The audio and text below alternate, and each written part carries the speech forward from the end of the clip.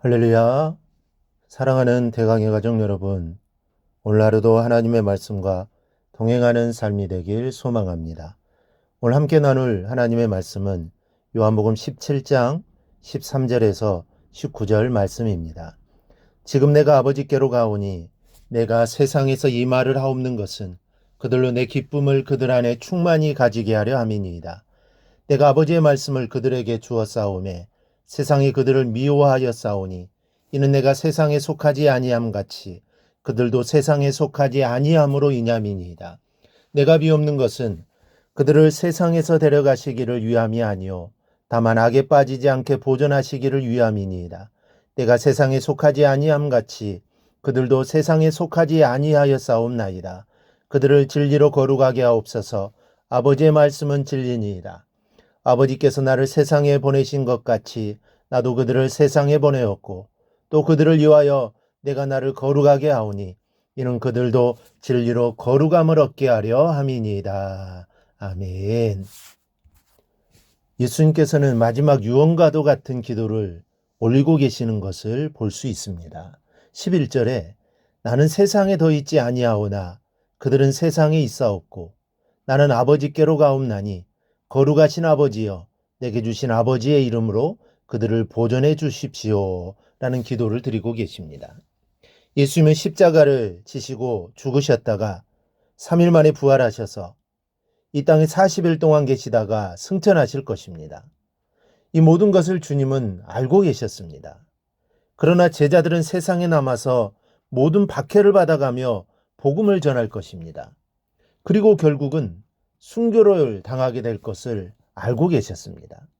이러한 제자들의 모습을 생각하니 주님의 마음이 많이 아프셨을 것입니다. 그래서 예수님은 세상에 남아서 박해를 받을 제자들을 위해서 간절하게 기도를 올리고 계시는 것입니다. 그런데 주님이 남아있는 제자들을 위해서 기도하시는 이유는 본문에 잘 기록되어 있습니다. 먼저는 제자들이 기쁨으로 충만케 하시기 위해서 기도하셨습니다. 13절에 지금 내가 아버지께로 가오니 내가 세상에서 이 말을 하옵는 것은 그들로 내 기쁨을 그들 안에 충만히 가지게 하려 함이니이다. 기쁨은 다른 말로 행복이라고 말할 수 있습니다. 그런데 진정한 기쁨은 매우 신비로운 데가 있습니다. 물질이 넉넉하고 권력이 있다고 해서 기쁨이 있고 행복한 것은 아닙니다. 이 마음의 상태가 무엇보다 중요합니다. 마음이 지옥 같은 사람은 아무리 주변 환경이나 여건이 좋아도 삶에 행복이 없습니다. 무엇을 하고자 하는 의욕도 생기지 않습니다. 반면에 마음에 예수의 기쁨이 충만한 사람들은 최악의 환경에서도 좌절하지 않으며 의욕을 가지고 삶에 임하게 됩니다. 언제든지 가장 행복한 모습을 보입니다. 그 대표적인 신뢰로 바울을 들 수 있습니다. 그는 누구보다도 많은 시련과 고난을 겪고 어려움을 당했지만 그러한 외적인 환경 때문에 절망하거나 불평한 적이 한 번도 없습니다. 그는 도리어 날마다 기뻐하였고 옥에 갇혀서도 사람들에게 기뻐하도록 권했는데 자신의 마음속에 예수의 기쁨이 충만했기에 가능한 일이었습니다. 누구든지 이 기쁨을 소유하게 되면 그것은 마치 가뭄에도 마르는 일이 없이 계속해서 솟아나는 샘물과도 같아서 삶을 놀랍게 가꾸어 놓습니다. 여러분, 사람은 인생을 기쁘게 살아야 합니다. 기쁘게 사는 것이 하나님의 뜻입니다. 자녀들이 기쁘게 살기를 원하시지 고통 가운데 고난 가운데 살기를 바라는 아버지는 없습니다. 우리에게도 이러한 기쁨이 있습니까?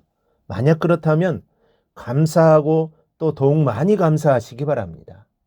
그러나 만약 이 기쁨이 발견되지 않거든 위해서 기도해야 합니다. 이 기쁨은 성령을 통해서만 주어지는 신비한 것이기 때문입니다.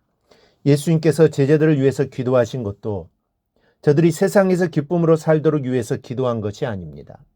성령님이 주시는 기쁨이 충만해서 사명을 잘 감당하도록 위해서 기도하는 것입니다.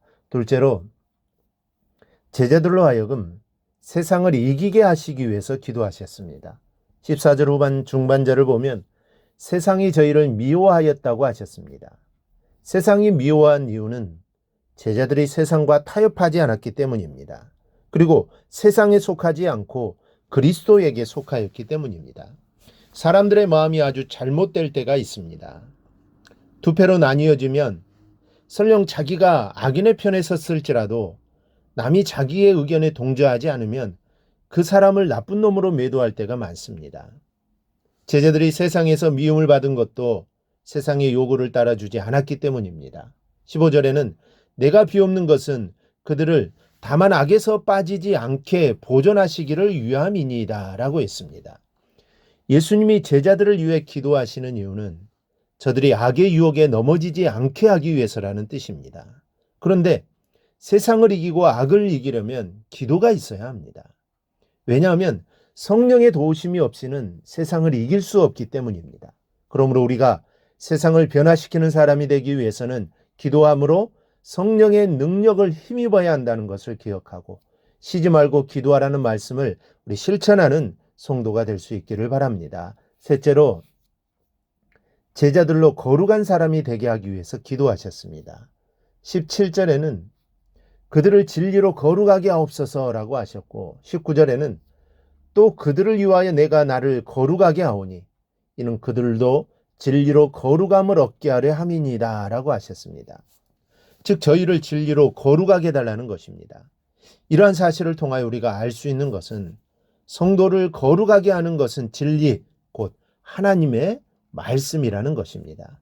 이렇듯 진리로 거룩하다는 것은 말씀과 성령으로 거듭남으로 인생의 방향이 바뀌어진 것을 말합니다.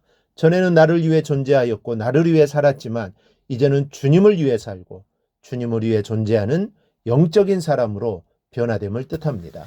그러기 위해서는 기도가 필요했고 그래서 주님도 기도하신 겁니다. 제자들을 위해 기도해 주시는 것도 되지만 너희도 이렇게 기도하라는 것입니다. 그리하여 성령으로 변화되어 하나님의 일을 잘 감당하라는 것입니다. 그런데 이제 이게 어디 제자들에게만 하는 말씀이겠습니까? 말씀을 듣는 저와 여러분에게 하시는 말씀입니다. 그러므로 이제 우리도 주님의 뒤를 따르는 제자로서 주님과 같이 기도를 드리며 성령의 충만함으로 하나님이 나에게 맡겨주신 일들을 잘 감당해 갈 수 있기를 바랍니다. 이것이 주님의 바람임을 기억하고 늘 기도의 삶을 살아가기를 주님의 이름으로 축원합니다. 오늘 묵상한 말씀을 굳게 잡고 삶으로 실천하며 살아내는 대강의 모든 성도들이 되기를 축복합니다.